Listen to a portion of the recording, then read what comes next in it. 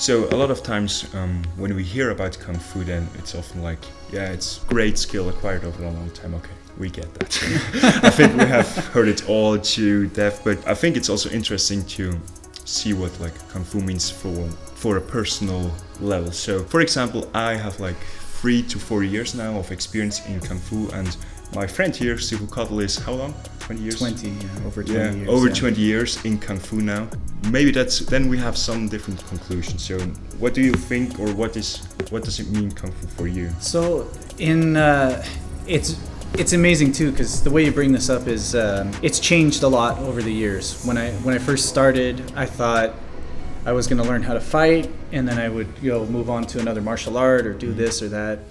And I ended up finding pieces of it that I really liked. So for a little bit, I thought, I liked the kicking part. So then I really focused on kicking and getting, kicking as hard as I could, working on power. And then I learned, some of the jumping and spinning kicks, and got fancy, into that. almost that aspect. Yeah.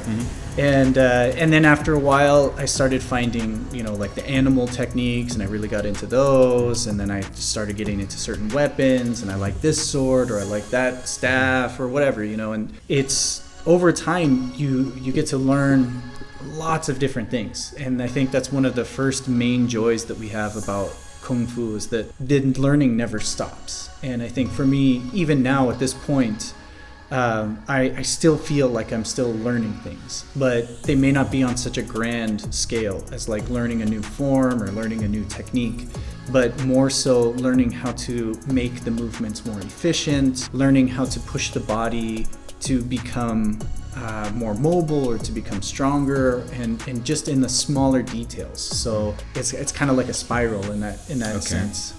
What was it when you first started your first Kung Fu lesson? So it was over 20 years ago, but was it like, okay, this is some cool shit, I'm gonna do this, or is it like, yeah, okay, maybe I come by next week, we'll see?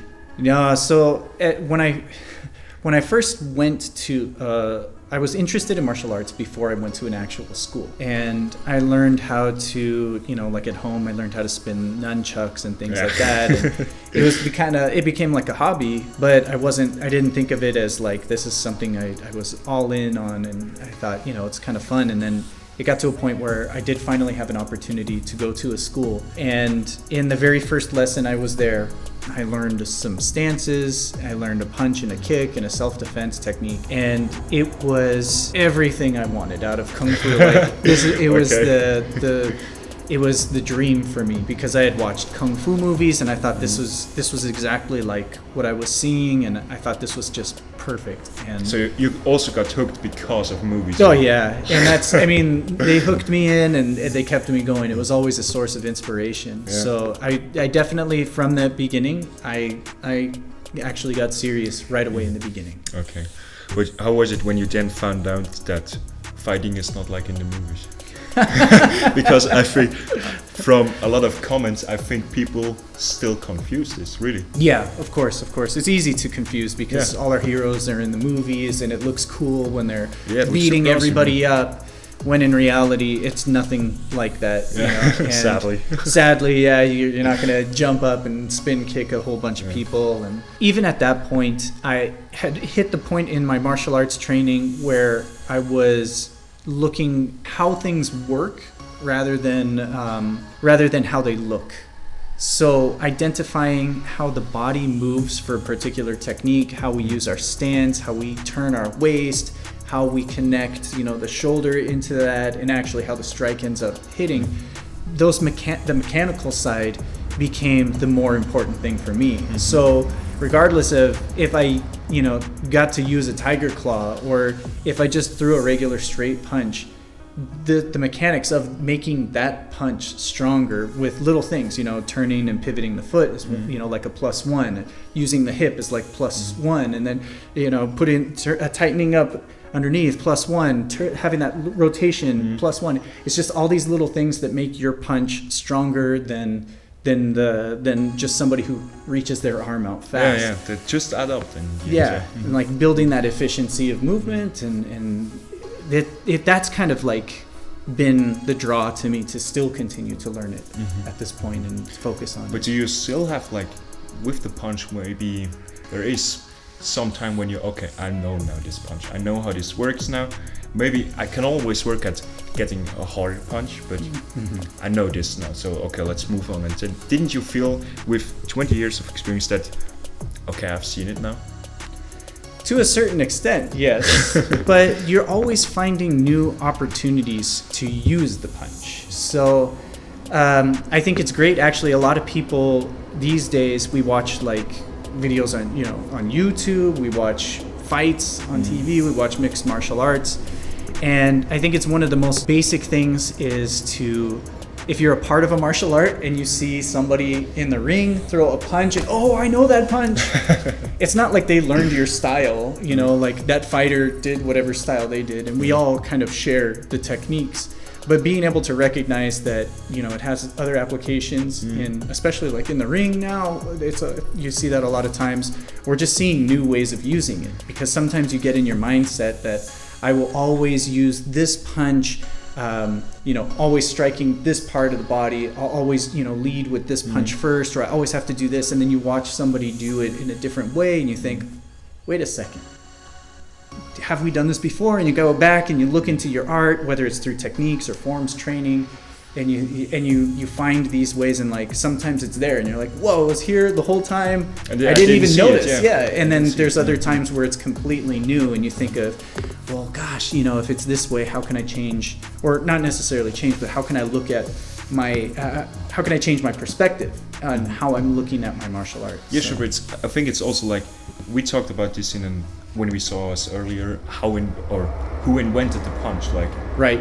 Because a lot of people then say, okay, this is bullshit, this wouldn't work, or no, this is bullshit. But then, okay, let's talk about how did the people fight like 100 years ago, 50 years ago, 300 years ago. I think it was pretty similar, because a punch is a punch, jabs is a jab, the kick is the same kick. I think too, you only, like a lot of people say, you only have 2 arms and 2 legs, and there's only so many ways that you can use them. Yeah. So you can't really own a particular technique. You can have certain principles of when to use it, and you can have certain ways of using your body to help in how the punch is thrown. That's going to give it a particular style or technique. But for the most part, nobody owns it. Nobody's invented that punch. It's shared. Yeah, when it's shared, yeah. But I think there's also like common things. I think maybe you know this better than me, or for sure you know this better than me, that when you have been in the martial arts so long, you recognize certain principles or certain knowledge also in other martial art. Yeah. That you see that they are common shared things, because like this is a solution for this problem. Yeah. Oh yeah. I think that's also something we can really see between traditional martial arts styles, especially like traditional Kung Fu styles, depending on especially when you're looking at something like Wing Chun to like Hung Gar, where the stances are wide and low, and Wing Chun has like the narrower stances. Or if you look at something like a northern Kung Fu style with lots of kicks and lots of leg flexibility and things like that, you see that they're addressing certain problems and in their own method and way. And I like to think that there's always still something we can learn from that, even though, for my art, Choy Lee Fut, we're known for big circular strikes. Doesn't mean that's all we throw. We still have straight thrusting strikes, but it's always one of those things where you could look at it as like a polar opposite to like Wing Chun, because they're very straight line, they're narrow stance, and we're big like swinging. But in the end, you can look at like Centerline Theory and learn a lot from that. You can look at, they can look at throwing, going around the corners and things like that, not just trying to move only in the direct straight line to the target. So you can pick up something from everything. And definitely the principles are more and more evident. When you brought up the Centerline Theory, I have seen like some debates about the Centerline Theory, because the centerline is like this, but the punch is coming from the outside, because your shoulders are on the outside. So the punch is always coming from the outside. That's a good way of putting it. If you're not doing Wing Chun, then it comes from always outside. From outside. So what do you say about this? Well, this is the first time I've heard this theory. So this is I like it. I mean, it's one way of looking at it, but at the same time, I mean, to limit yourself to think that you can only travel in just this little space of motion is very mentally limiting to a style. I think having an understanding of central control is important, and just understanding punching between the guards, inside, outside. I mean, this is also when you look at like gate theory, when people talk about inner gate, outer gate, and things like that. Sometimes your theory gets so much that you don't even look at actual just technique and fundamentals that are the most important part of it. So that's one way of putting it. All those punches are not centerline. I might cut this out then, but this was one of Armchair Violence's videos when he talked about centerline. He said exactly. It makes perfect sense. Pretty basic. It is. And it's, I don't know. But I mean, it's the control of this area that I know that they're trying to go for. But I know a lot of people it is the fastest way because it's a straight line. But not everybody knows or does this because naturally you're throwing like a haymaker or something like this. So when you talk about so much experience, how was your fighting? A lot of times because traditional martial artists get accused, you don't fight. Yeah, of course. It is something, I mean, I think when you look at me personally, I made a decision of how much I wanted to share of my own training. So a lot of things that you'll see me do is just showing people how to do some of the movements and like weapons techniques and things like that, because I figure that's one way that I can contribute, where a lot of people have posted many videos about how to throw a punch. So that was one way that I could go in kind of a different direction of that. But fighting is very important, and it's been something that was one of my main reasons of learning martial arts. As soon as I could spar, I was in sparring. And I've been lucky enough to train in multiple types of sparring and with multiple types of opponents as well. So I did point sparring originally. That was the first type of sparring I learned. And a lot of people like to look down on point sparring because it's just one hit, you're in and out and that's it. It's just like a game of tag. But I feel like it's a very valuable part of the training. It's not going to solve everything for fighting. The fighting is fighting. All the types of training that we have, whether it be sparring, whether it be ground, like rolling, like BJJ, whether it be wrestling, whether it be even full contact, it's not a fight. It's not a complete fight. It's not violence like that. It's all pieces of it, and it's all ways that we can train towards it. So like point sparring is good for the quick reaction speed, for having resolve. Like you make the decision that you're going to do the attack. You don't have the time to feel out your opponent and take a couple of hits. You have to be decisive and you have to do it. So I think this very moment now. And I think it's good for that. And I think, for point systems where you get points for hitting the head and hitting the body that's different, or kicking that gets you more points than if you punch the body. Things like that I think are good because it forces you to actually use those techniques, and you learn to have quick reaction and have some versatility in techniques. I also did a lot of, we always called it continuous sparring, but full contact. And I think there's been two separations that have been really beneficial for me in those types of sparring.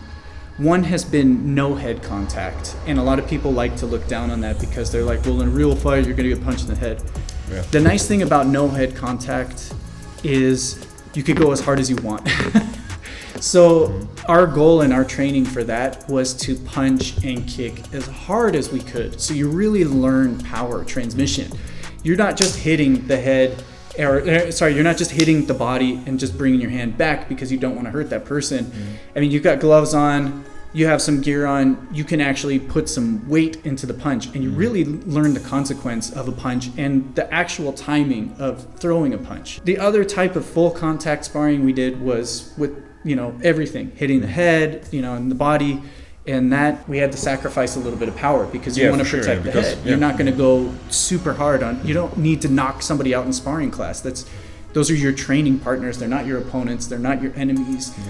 One of my favorite ways of explaining, or that I heard, was it's kind of like, you know, a kid with toys. If you break your toys, you're not going to have anything left to play with. So you don't want to hurt your sparring partners and break them. Yeah. So exactly, because it's like always like it's a learning situation. Yeah, exactly. It's learning. It's timing. It's distance. It's angle. So it's good. You need to understand. You know, keep your hands up and protect your head, and all of these things. But it was nice to have the other side where the no head contact, so that we could actually put some power into the strikes and really learn from it.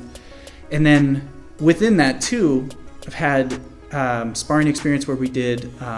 We just called it Choy Lee Fut sparring, but basically it's freestyle sparring. We had no gear. But then, of course, with no gear, you're not going to hit and punch and kick as hard as you can. Yeah, you have to be extremely careful. Certain areas you can hit. It's not like we didn't actually make contact. And the nice thing about that was we could do the different like hand positions and kind of explore, you know, those things. And then we also, it was more of a loose approach, so we could do takedowns and joint locks and wrestle on the ground a little bit too, and that gave more of an idea of variety and technique too. Yes, so this is really just like experimenting. And what can I do? What comes in my mind? Yeah, 100%. And also when you don't have when you don't have the gloves, then some things become more important. Because, for example, when I hit you here. On this side, that doesn't hurt with gloves, but when I hit your bone with my knuckles, that's gonna hurt. Yeah, or anytime you catch an elbow or anything like that, it's got more of a consequence. Yeah. And then you also learn that a lot of these strikes too, that, you know, like if you have a glove on, it's power. You know, like you want to have as much structure and alignment and power as possible. But with no glove, you have options for pain. So you can start using different knuckles to like scrape at somebody or to have more like pinpoint, you know, and it gives you a little more reach and things like that. And it gives you a better understanding that not everything has knockout power. Yeah, but not everything needs knockout power. Exactly, it doesn't need, Yeah. Because like small things, just also with the... Just whipping and with the wrist motion, maybe also can hurt your... Maybe even distract or whatever for leading another solution. Exactly. Yeah, and even with that, I've been lucky enough to spar with people from different styles. So one of my first instructors, he knew many different martial artists in the city that I was living in, and he would bring over instructors, or I would go with him, and we would have sparring matches. And it wasn't like what they call dojo storming. It wasn't like trying to go prove, you know, we're like wearing our shirts and trying to show, you know, we're strong or whatever. There were some places I went, I felt really good. And I mean, granted, I was at a high intermediate level. So I had experience, but I was not by any means the representation of the style. But there were some times I did really well. And then there were some times like I completely was, you know, just... The guy started, like there was one place where a guy just started doing a basic form on me, and his timing, like he was so good. He could time it. He knew exactly what I was going to try to do. He just, you know, he outclassed me. He outstyled me. He just everything. And that was really good for me too, because it kept me from getting cocky. Like that one was the best. That was like, there's so much more to learn. Okay.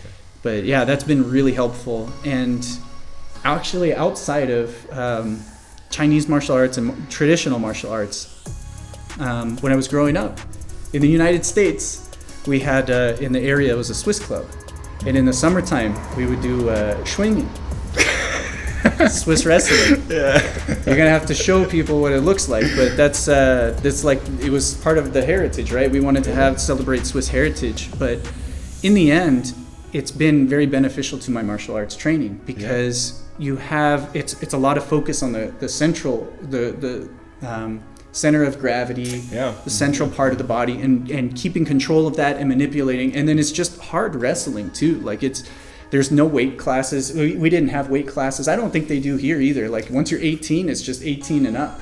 I think so, but when you look at the popular swingers. Yeah, they're big. They're usually Huge. like 2 meters in height, Yeah. like 140, 150 kilos with muscle. Yeah. And they work on the farm, so they have power. So. Yeah. And sometimes they would come out to the United States to come and wrestle with us, and it was really easy. We'd be easy for them, you know. Yeah, but they just pick you up. Yeah, and it's you know, there's even with that though, you learn like so many important mechanics. So I think that amount of training was invaluable to me, and I'd been doing that since, you know, I was like 8 years old. Every summer we would do it until I was 18, and then no weight classes. I wasn't that big of a guy, so that's when I realized I needed to keep my body, you know, instead of just breaking it out in the ring. What had the biggest influence on my training, or when I started, the biggest influence was like my weight dropped.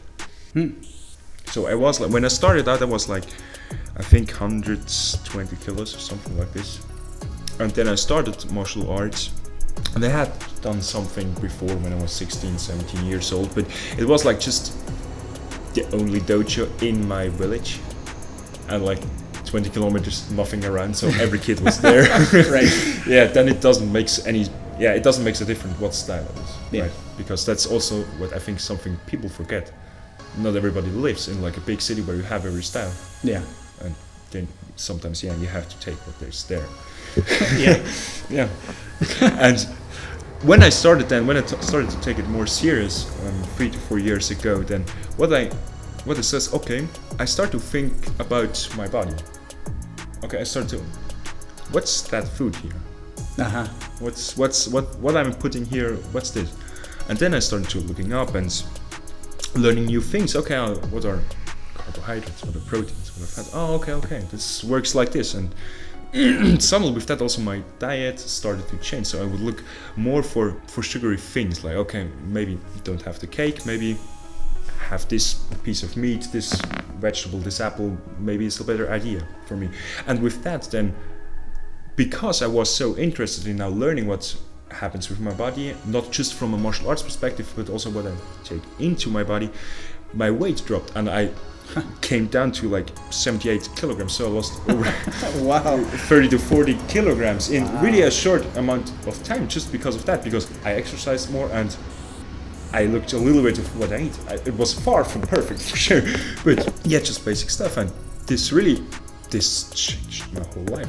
Yeah. I don't know if you had this experience maybe in the beginning or just somewhere in your career where something happened that really made 180 degrees turn your life. Yeah, for me it was the discipline side of martial arts. Yeah. Because I could not keep any concentration. I was always scattered. I couldn't keep my room clean. I couldn't find my homework. The classic, yeah.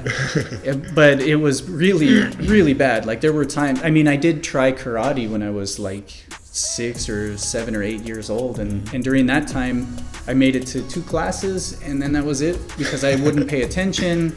I was just everywhere else, and I would get in trouble for drawing on my schoolwork all the time.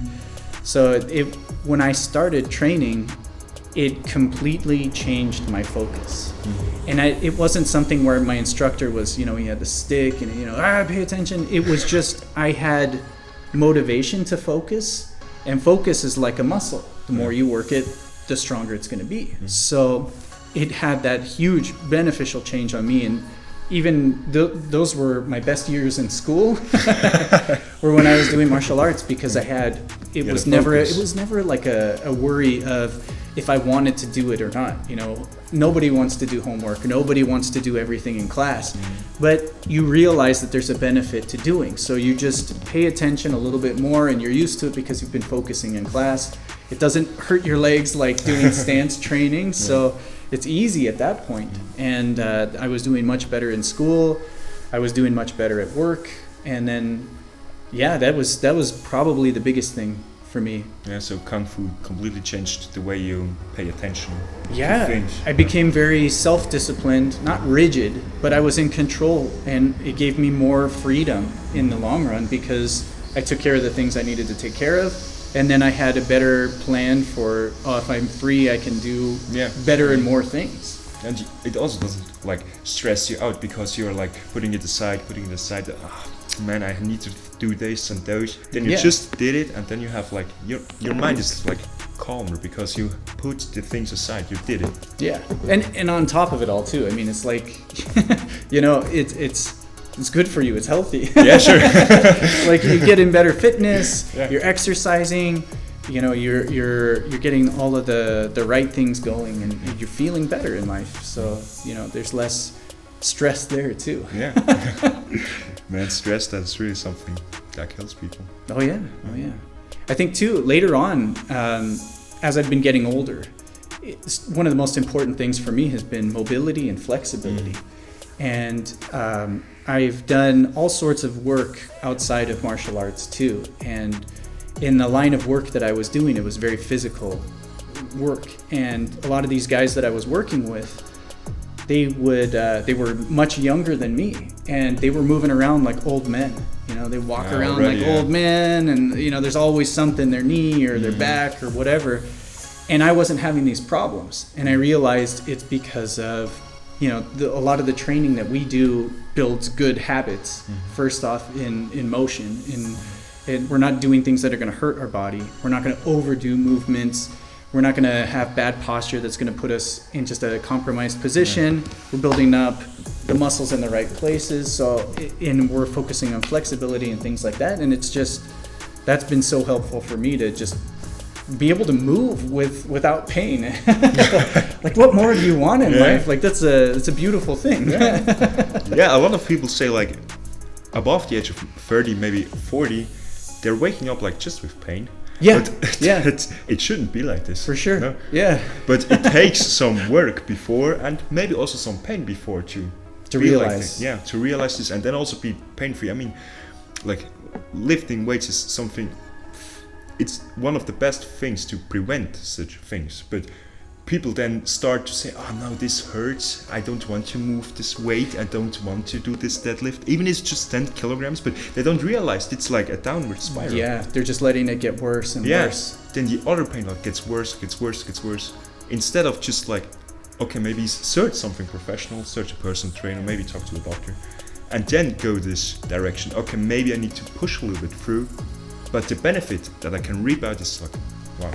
You know, that's one thing that that I've seen that they say is one of the best things that you can do as you get older is get into more weight training and building muscle.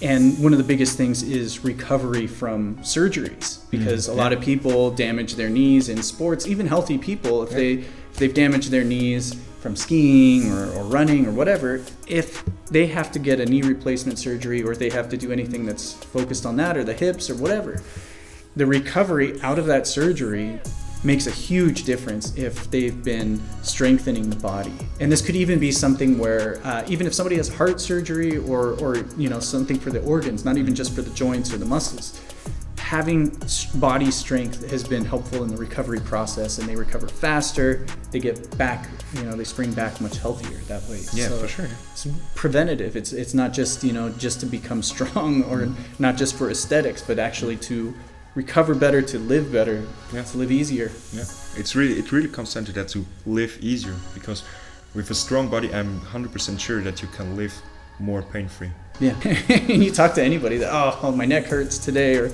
oh, my shoulder, and you know, it's easily prevented. Yeah, it's crazy. In my office, the people are always like, oh shit, oh, this hurts, oh, my lower back. So, yeah, okay, when is the last time that you moved your body outside of coming to work and then going back to in front of television? Come on, what do you expect? Yeah. My body also hurts, but it's like hurting from training, and I think it's something different. It feels different. Yeah, it's a productive, you know, it's sore and things are like, that's, I guess that's the side of it. You start to like that pain. Like, oh, this muscle, I've worked it so hard, like this is nice, but it's so sore. Yeah, exactly.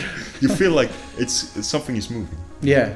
Something is and the nice thing is too, I think this kind of goes with all of that, you know, and you feel this a lot in martial arts. The more you do it, the more consistently you do it, the more that you build yourself up, you actually can feel the difference in the quality of your movements. And a lot of people don't understand that until it's taken away, the negative side of things, when they get injured and then they are like, oh man, it used to be so easy to do this. for us, we can actually feel the progression, like, wow, this is actually feeling a lot better. It's feeling a lot faster, a lot stronger now. And having that positive reinforcement makes a huge difference in the long run too, because feeling the progress kind of makes you want to make more progress. Yes, it's almost like you get addicted to it sometimes. Yeah.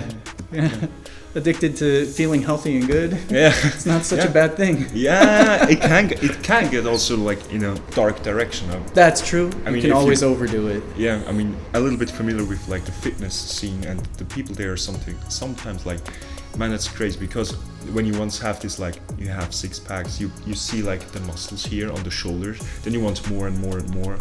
What that usually comes in with eating less and less and less to get more shredded. Yes, to have more of the definition. Yeah, exactly. And then there's a time when you cannot eat less. Yeah. Because like, it's your body needs certain things, especially when you do then hard training to have like to stay shredded. Because when you're like not eating enough, then the body automatically takes the muscle because it's luxury. Yeah, that's it.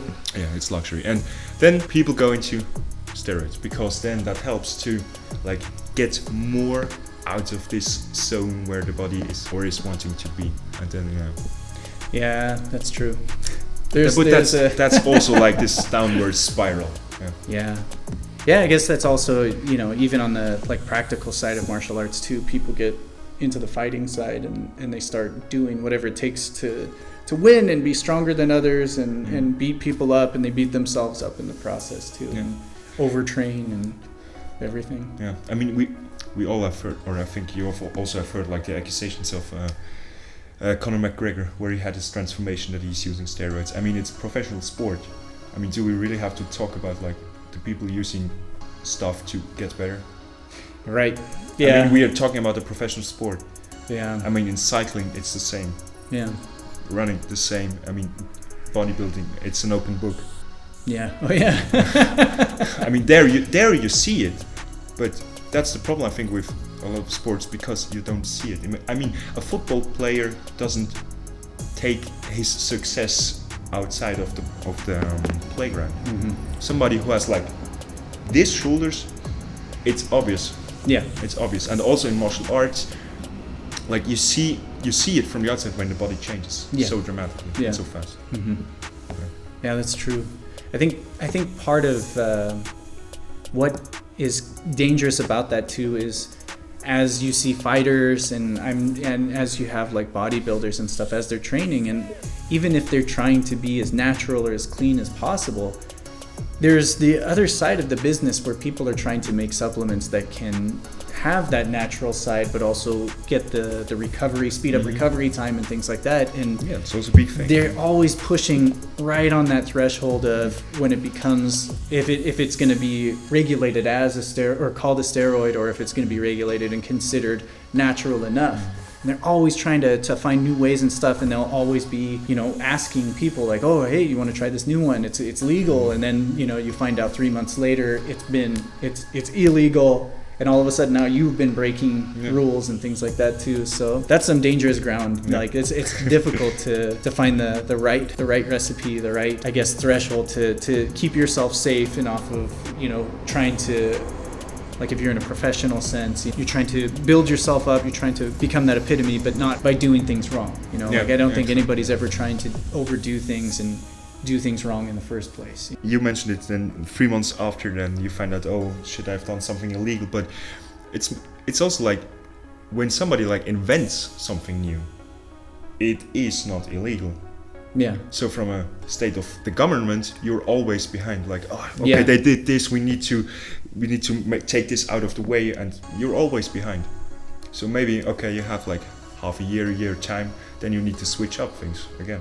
Yeah. You need to take some other substances because it's illegal now, but maybe they have changed some molecules here. Okay, it's now something completely different. Right. And now it's not illegal anymore.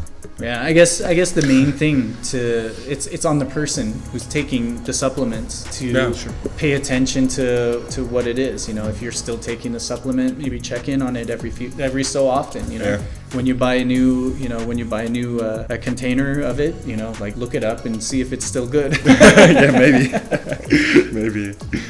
Do you have something that you want to mention now before we stop this conversation, or do we come to an end to people that you can speak from like your experience now? I mean, it's a lot of time that you spend in martial arts, not only your own, but also like connecting with other people. Yeah, I'd have to say, you know, the overall, when you look at martial arts, try not to distinguish between this style or that style being better or stronger or more effective. I think we all are looking for a particular answer, and all martial arts are giving us particular answers. So we may not all be looking for the same thing, and at the same time, we can also find the answer to our questions or what we're searching for in other venues than we would expect. So rather than trying to put your martial art on a pedestal and higher than anybody else's martial arts, try to understand there are martial art. There's so many concepts and so many principles and so many things that martial arts share, as well as, you know, there's things that maybe your martial art doesn't have that somebody else's art answers. And, you know, we should be looking at it as a community rather than, you know, a war or a battlefield. Yeah.